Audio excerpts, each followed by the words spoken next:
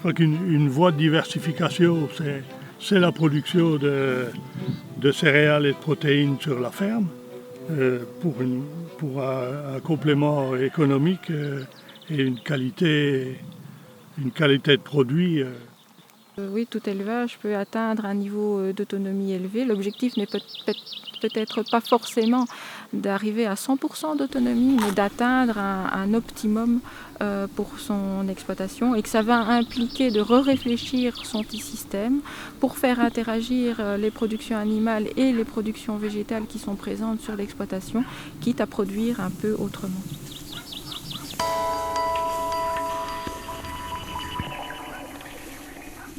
On peut compter 3 sources de protéines qui peuvent être produites au niveau d'une exploitation. La première est certainement la prairie pâturée, qui est un élément qui, si elle est exploitée dans de bonnes conditions, est un aliment qui est équilibré tant en énergie qu'en protéines. La deuxième source de protéines est la prairie de fauche, surtout si on l'enrichit en légumineuses de type luzerne, de type trèfle violet, qui sont de bons apports protéiques pour les élevages de type ruminant, pour les vaches laitières, les vaches allaitantes, pour les moutons.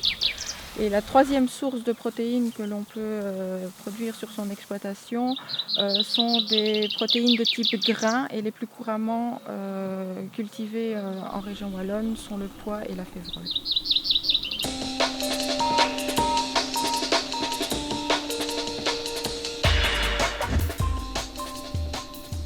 Donc il y a un impact sur la qualité de la viande parce que des analyses ont été faites sur des viandes produites à l'herbe.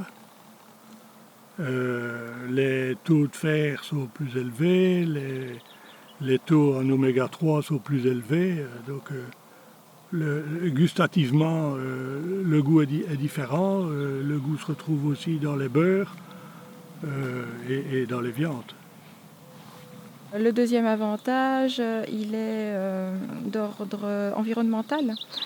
Quand on produit ces protéines sur l'exploitation, on utilise essentiellement des légumineuses, qu'elles soient fourragères ou grains, et ces légumineuses ont la particularité de fixer l'azote de l'air et de le rendre disponible pour les cultures qui suivent.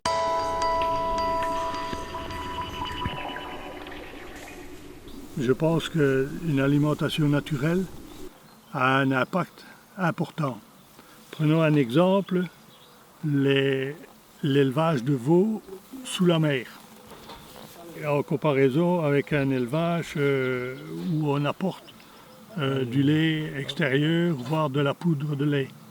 On a une différence sur la croissance des animaux et sur la santé des animaux, moins de diarrhée.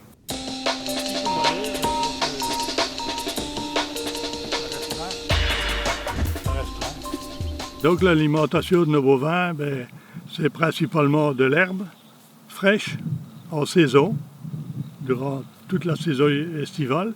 Et en hiver, c'est la partie supplémentaire de la production du mois d'avril essentiellement, qui est réalisée en enrubanné, qui sert d'alimentation pour l'hiver.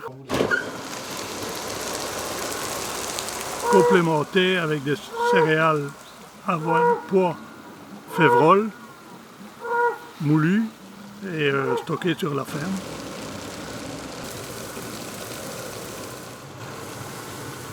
Mais ce qui est important, c'est de réaliser la mouture peu de temps avant l'alimentation, donc pour éviter l'oxydation des matières.